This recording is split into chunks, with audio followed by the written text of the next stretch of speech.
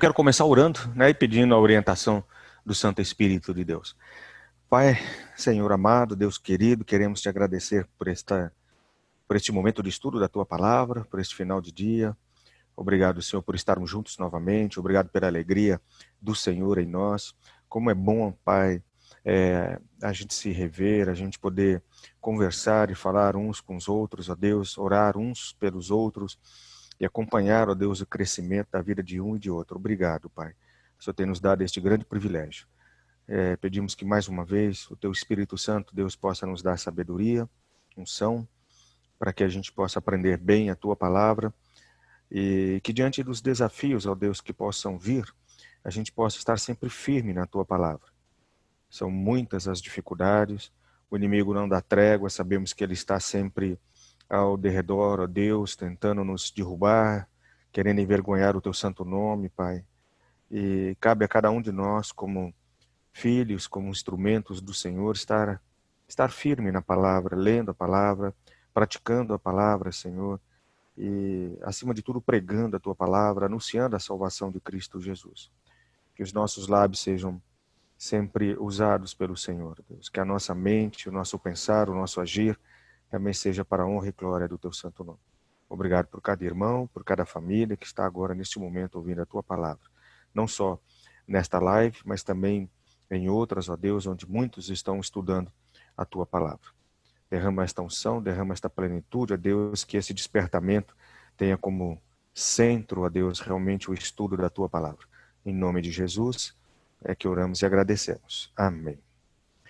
Muito bem, então vamos abrir a palavra do Senhor. Eu tenho aí na tela para você também, mas se quiser abrir a palavra, o texto é 2 Coríntios, capítulo 5, ok? Dos versos 14 até o capítulo 6, verso 2. Então é um trecho bem longo. Eu vou fazer a leitura aqui, novamente, e aí nós vamos fazer aquilo que combinamos na quarta-feira. A gente vai voltar para cada um destes versículos e discorrer um pouco sobre eles, né? Entender um pouco o que o apóstolo Paulo está falando aqui, o que o Espírito Santo falou através de Paulo para o nosso coração. Então a palavra de Deus ali começa dizendo assim: pois o amor de Cristo nos domina, porque reconhecemos isto. Um morreu por todos, logo todos morreram. E ele morreu por todos para que os que vivem não vivam mais para si mesmos, mas para aquele que por eles morreu e ressuscitou. Assim que nós, daqui por diante, a ninguém conhecemos segundo a carne. E se antes conhecemos a Cristo segundo a carne, já agora não o conhecemos deste modo. E assim, se alguém está em Cristo, é nova criatura. As coisas antigas já passaram, eis que se fizeram novas. Ora, tudo isso provém de Deus, que nos reconciliou consigo mesmo por meio de Cristo e nos deu o ministério da reconciliação, a saber, que Deus estava em Cristo reconciliando consigo o mundo, não levando em conta os pecados dos seres humanos e nos confiando a palavra da reconciliação. Portanto, somos embaixadores em nome de Cristo, como se Deus exortasse por meio de nós. Em nome de Cristo, pois, pedimos que vocês se reconciliem com Deus. Aquele que não conheceu o pecado, Deus o fez pecado por nós, para que nele fôssemos feitos justiça de Deus. E nós, na qualidade de cooperadores com ele, também exortamos a que vocês não recebam em vão a graça de Deus. Porque ele diz: no tempo aceitável, escutei você, e no dia da salvação, eu o socorri. Eis agora o tempo oportuno, eis agora o dia da salvação. Então, voltando aí para o versículo 17, eu havia pedido aos irmãos para que pudessem ter lido esse texto, né, meditado um pouco nele. É uma parte, é um segmento da palavra de Deus muito importante para nós. Só nestes poucos versículos que lemos, nós tratamos aí de várias doutrinas bíblicas, né? Doutrinas teológicas, que são a sustentação do ministério, vamos dizer assim, de cada um de nós, né? Na pregação do evangelho, das boas novas da salvação. Então nós temos doutrinas aí fundamentais. É lógico que estes versículos não discorrem detalhadamente as doutrinas, né? Mas nós vamos acompanhar, nós vamos ler e você vai ver que tem ali aspectos fundamentais da nossa doutrina, onde toda a nossa teologia está embasada. Então vamos lá, o versículo 17 começa dizendo assim: e assim, se alguém está em Cristo, é nova criatura, as coisas antigas já passaram, né? Eis que se fizeram novas. A partir deste momento, Paulo começa a tratar algo que é muito importante para nós, a respeito daquilo que acontece na nossa vida quando aceitamos a Jesus Cristo. Somos uma nova criatura, quer dizer, nascemos novamente, né? Começamos a nossa vida em Cristo Jesus. E para entender isso que está aí no versículo 17, falando que nós somos uma nova criatura, nós temos que voltar ao verso 14 e compreender como é que essa transformação se dá, como é que esta, vamos dizer assim, conversão se deu na nossa vida. No versículo 17, está bem claro, né? Em Cristo Jesus é que somos nova criatura. Então, dentro do padrão que nós estamos estabelecendo nos estudos, temos que entender que somente Jesus Cristo pode dar a todos nós uma nova vida. Então, não é o que eu determino, não é o que a igreja determina, não são as leis, não são os dogmas, né? Não tem nada a ver com o jeito de ser de cada um e daquilo que nós gostaríamos que as pessoas fossem. Embora eu possa exortar uma pessoa para que ela deixe de fazer aquilo que está errado e passe a fazer aquilo que é correto, o ser uma nova criatura está muito além de mudança comportamental de fora para dentro. O ser uma nova criatura tem tudo a ver com aquilo que Jesus está operando nas nossas vidas. Então aí você vai para o versículo 14 do capítulo 5 e você começa a entender o que Paulo ensina para nós a respeito disso. No versículo 14 e 15, Paulo diz assim: pois o amor de Cristo nos domina, porque reconhecemos isto. Um morreu por todos, logo todos morreram. E no versículo 15, se ele morreu por todos, e ele morreu por todos, para que os que vivem não vivam mais para si mesmos, mas para aquele por quem ele morreu, né? E para quem ele ressuscitou. Então, nesse aspecto, o que Paulo já está mostrando para nós? O que a palavra de Deus está mostrando para nós? Que a pena, né, do pecado sobre a nossa vida já está resolvida. Ok? Então, nós sabemos que a palavra de Deus diz que o salário do pecado é a morte, ou seja, a pena para todo aquele que peca é morrer. Isso está claro desde a expulsão de Adão e Eva lá do paraíso que a gente viu. Aliás, antes, né, da expulsão, porque lá no jardim, e a gente já estudou isso aqui dentro desses segmentos, né, que a gente está abordando, lá no jardim do Éden, Deus já havia dado uma ordem para Adão e Eva para que não comessem de um determinado fruto e que se eles desobedecessem, eles iriam morrer. Eles desobedeceram, então a pena para o pecado de Adão, né, era a morte. Por isso foram expulsos do paraíso. Porque a partir do momento que eles foram expulsos do paraíso, eles deixaram de ter acesso à vida eterna, à árvore da vida eterna, né, que estava ali também no paraíso, para poder viver eternamente. Então, expulsos do paraíso, eles agora teriam com certeza a morte física, já estavam mortos espiritualmente por terem desobedecido a Deus. Então, agora estavam propensos à morte física. É lógico que a gente lendo, né, a partir daquele ponto da expulsão de Adão e Eva do paraíso, você ainda observa que leva tempo para que essa questão da morte pudesse abraçá-lo em tempo, assim, vamos dizer, bem curto, né? Morrer aos 90, morrer aos 100. Hoje no máximo que as pessoas conseguem chegar é 110, 120, né, em termos de vida. São poucos do mundo inteiro, né, que chegam a esta idade avançada. Mas naquela época, em Adão, né, ainda expulsos do paraíso, eles viviam 300 anos, 400 anos, 500 anos, e ia muito além disso. Depois esse tempo foi diminuindo. Então, isso para deixar bem evidente que a morte alcançou a todos. Então, a pena, né, para o pecado foi a morte. E Jesus resolveu esta pena. Né? Jesus resolveu essa pena.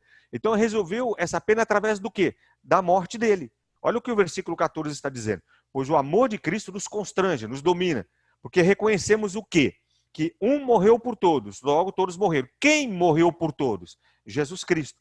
Então, a morte de Jesus, né, resolveu algo para mim e para você. Não resolveu nada para ele.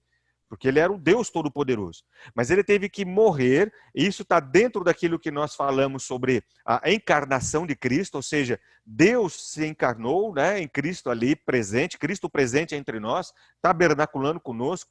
Jesus Cristo se fez um de nós, homem como eu e você. Então essa presença encarnada, a gente usa essa expressão encarnada no que diz respeito à carne, não tem nada a ver com a expressão, não tem nada a ver com a encarnação defendida pelos espíritas, né? Mas a encarnação de Cristo ali tem a ver que Deus se fez carne, se fez um de nós. Então ele se fez um de nós para morrer por nós. Então ele morreu por todos. E quando diz que ele morreu por todos, significa que é por todos mesmo, por todos no mundo inteiro, sejam eles salvos ou não. A morte de Jesus tem esse poder, né, para a vida de todas as pessoas, ok? Então a morte dele por mim e por você fez com que eu pudesse entender e aprender que o salário do pecado, que era a morte, então foi resolvida. Então essa pena já está resolvida em Cristo Jesus. Então não sou eu que tenho que resolver isso. Então não é através da minha penitência, ou através das minhas obras, ou através da minha abstinência de algumas coisas, etc. e tal, ou de um comportamento que vai resolver a pena, né, do pecado sobre a minha vida. Não.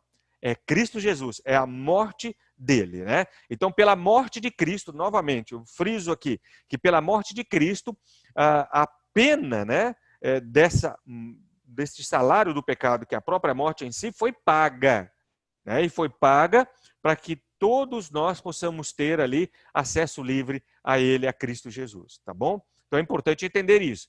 Então, na hora de eu pregar o evangelho para alguém, olha como a gente já está começando a dar sustentação àquele momento da pregação das boas novas da salvação.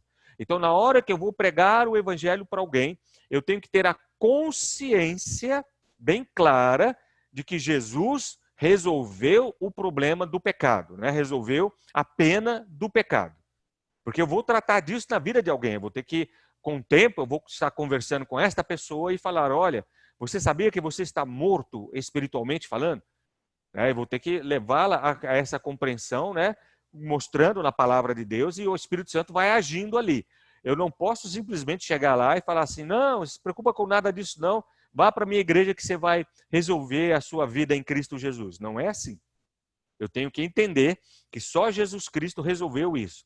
A pessoa ela ainda está morta nos delitos e pecados, então ela ainda não tem a sabedoria e a consciência disso. O Espírito Santo é quem vai agir lá. Mas enquanto isto, né, enquanto ele está agindo, ele o faz através da pregação da palavra nos meus lábios, ok?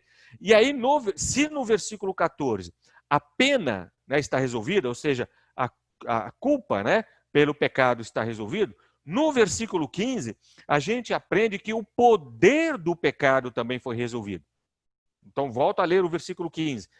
E ele morreu por todos. Com que propósito? Por que razão?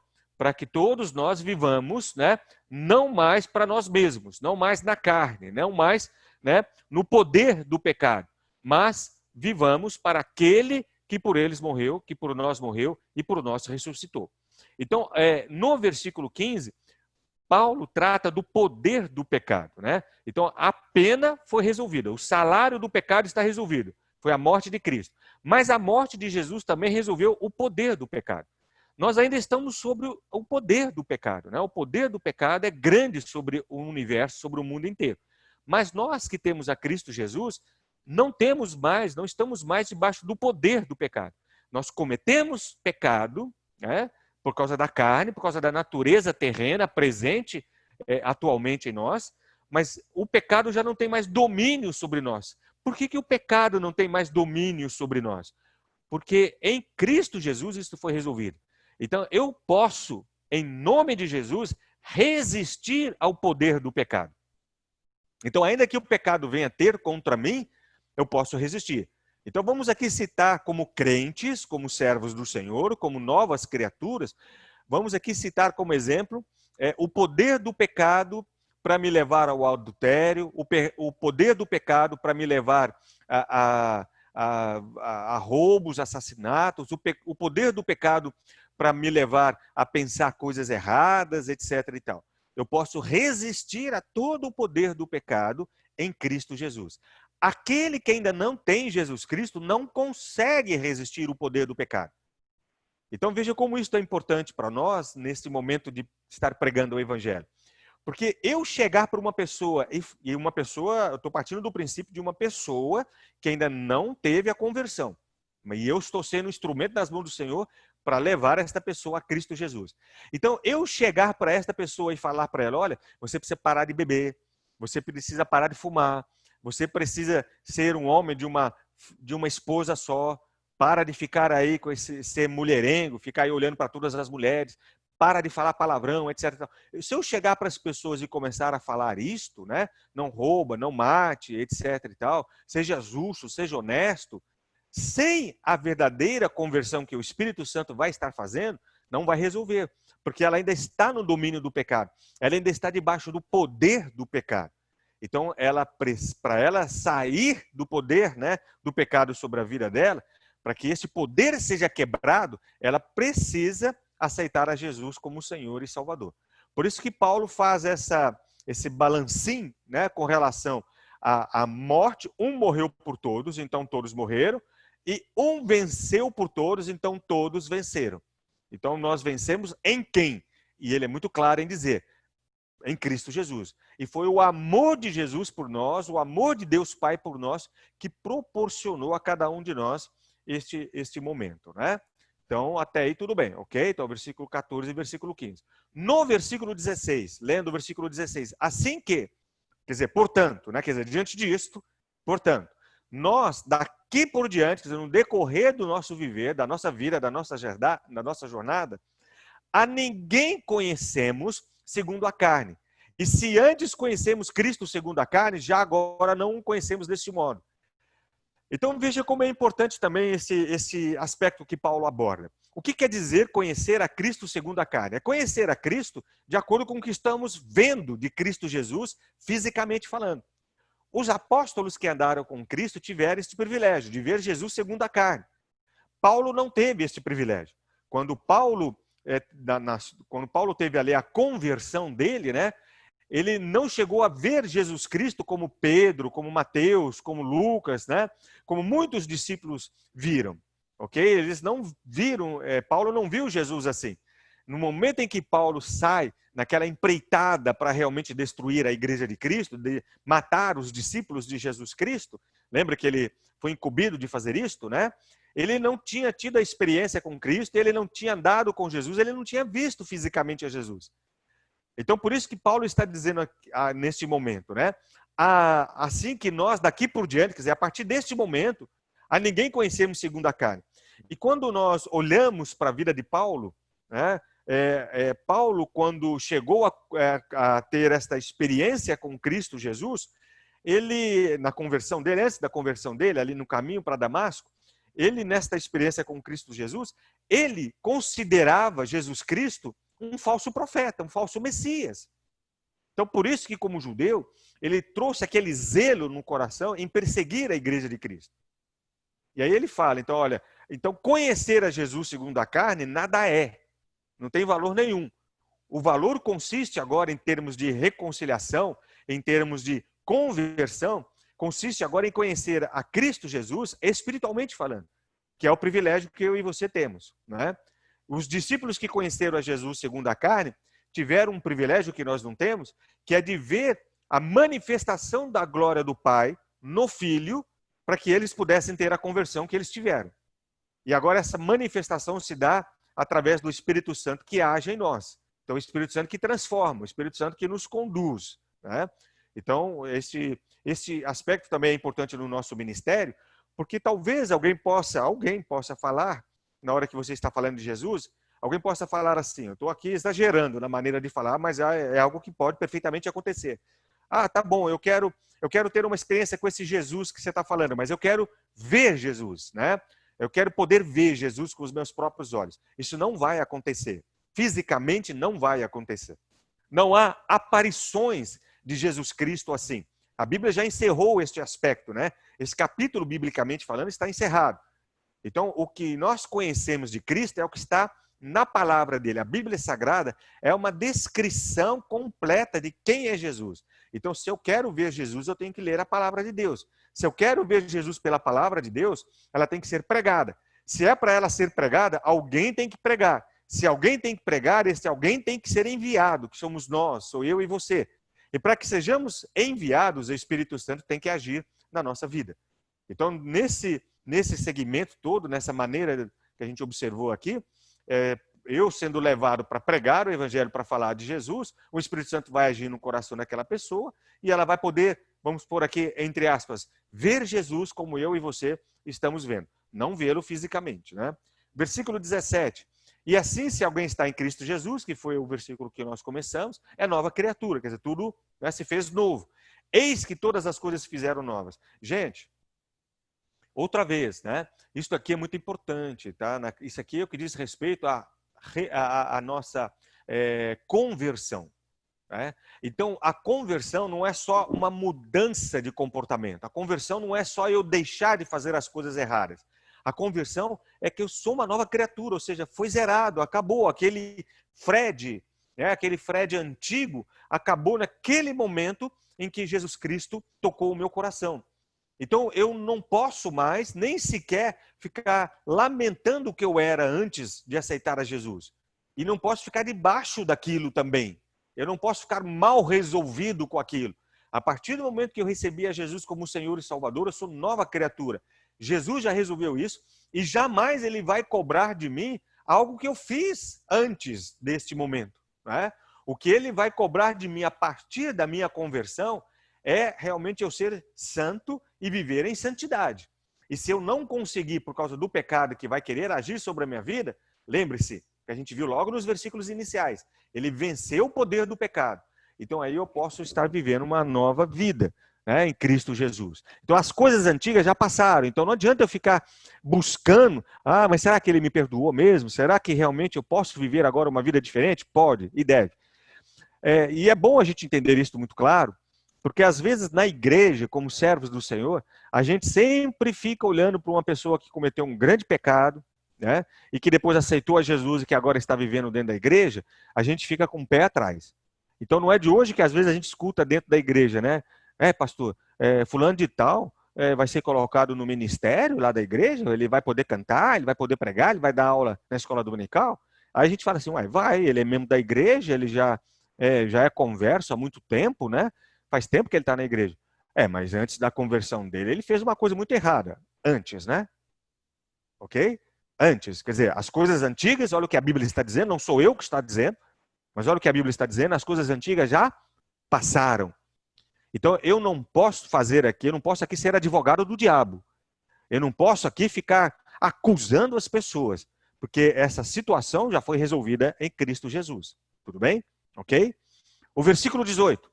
Ora, tudo isso o quê? A morte de Jesus, a ressurreição de Jesus, o ser uma nova criatura, tudo isso provém de quem? Provém de Deus, não provém do homem.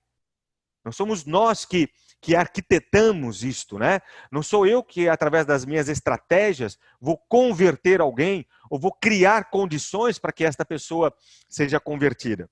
Só fazendo aqui um parênteses, né, para que você entenda bem isso. Dentro da nossa igreja presbiteriana, alguns que chegam, né, às vezes perguntam assim para a gente, né, pastor, não tem apelo na igreja presbiteriana? Não, não tem. Normalmente não tem. Você pode até ter ido numa igreja presbiteriana, né, e ter visto lá um pastor fazer apelo, né, ou um pregador fazer apelo, mas para nós que somos bíblicos, né, calvinistas, estamos dentro da teologia reformada, para nós não existe a necessidade de fazer apelo lá na frente, depois de uma pregação. E às vezes o apelo que a gente faz após a pregação lá na frente, aquele apelo para quem ainda não conhece bem, aquele apelo do tipo, se você se sentiu tocado agora, levanta a sua mão, vem aqui para frente, eu vou orar por você agora, vem aqui que eu quero orar por você, se você quer aceitar a Jesus, levanta a sua mão aí agora, né, e vem aqui para frente. Esse tipo de apelo pode levar em consideração o aspecto emocional da mensagem que está sendo pregada ali, e não o aspecto espiritual. E por que nós não precisamos de apelo? Não vamos balizar somente pelo aspecto emocional, porque a questão emocional é muito importante, sim. Mas vamos levar em consideração também o seguinte, que o momento da conversão, de ser uma nova criatura, é do Espírito Santo. Então, ainda que como pastor ali eu faça um apelo, olha, se você quer aceitar a Jesus, vem aqui para frente agora, pode ser que não seja o momento do Espírito Santo. E às vezes eu faço o apelo porque eu estou, como pastor, emocionalmente envolvido na mensagem, e a pessoa que acabou de ouvir a mensagem, ela se sente tão confortada, né, tão tocada, que ela fala, bom, então eu vou lá na frente, porque eu quero aceitar a Jesus. Em algumas situações isso pode realmente acontecer, né? Mas é importante que este apelo não venha de forma forçada por cada um de nós, mas que a mensagem seja pregada e que num dado momento a pessoa possa nos procurar e falar, olha, aquela mensagem me tocou, o que eu faço para receber a Jesus como Senhor e Salvador? Você vê muito isso, e nós estudamos quando fizemos o estudo ali sobre Joel, na pregação de Pedro, né? Logo no início da igreja primitiva, que após a pregação, milhares de pessoas aceitaram Jesus. E foram tocadas e foram à frente. À frente é a maneira de dizer, né? Mas você não vê Pedro ali fazendo apelo, né? Numa outra situação, um carcereiro perguntou, o que eu preciso fazer para ser salvo, eu e a minha família? Dizendo, não foi um apelo, olha, você gostou da mensagem? Quer Jesus? Então vem cá, né? Vem cá, levanta a sua mão, que eu vou orar por você. Então tem que tomar muito cuidado com esses aspectos, né? Cada caso é um caso, a gente tem que estudar dentro de um certo contexto para verificar isso com mais detalhes, né? Então todas essas coisas provêm de Deus. Nós vamos estar encerrando, mas aí nós entramos dentro do versículo 18, aquela primeira palavrinha-chave para tudo isso que é importante no nosso ministério como evangelistas, como pregadores, como instrumentos das mãos do Senhor. Ora, tudo isso provém de Deus, que nos reconciliou consigo mesmo. Então, a reconciliação. Todos precisam ser reconciliados com Deus. E essa reconciliação se dá por meio de Cristo Jesus. E esta reconciliação que se dá por meio de Cristo Jesus, quer dizer, Jesus Cristo é o agente da reconciliação, né? A manifestação desta reconciliação se dá através de um instrumento. E quem é esse instrumento? Somos nós, que recebemos de Jesus Cristo o ministério da reconciliação. Você se lembra que na quarta-feira a gente falou sobre a glória que foi dada a Cristo Jesus e que ele transfere para nós na oração sacerdotal dele? Então agora a reconciliação, que é feita através, né, de Jesus Cristo, ele é, né, aquele quem reconcilia eu e você com o Pai, e ele faz isso através de nós, ou seja, ele deu a mim e a você o ministério da reconciliação. E no verso 19, ele fala, a saber quem, né? Jesus Cristo. A saber quem? Todos nós, em termos de conhecimento, né? Que Deus estava em Cristo reconciliando o mundo com ele mesmo. Então, não há como se reconciliar com Deus fora de Jesus Cristo. É somente através de Jesus Cristo. Ah, pastor, mas não é através do santo fulano de tal, da igreja tal. Não, não é. É a pessoa de Jesus Cristo que vai nos reconciliar com Deus, né? E ele não levou em conta os pecados, né? Deus Pai não levou em conta os pecados de todos nós, né? Porque isso já foi resolvido em Cristo Jesus. Nós vimos lá nos versículos 14 e 15.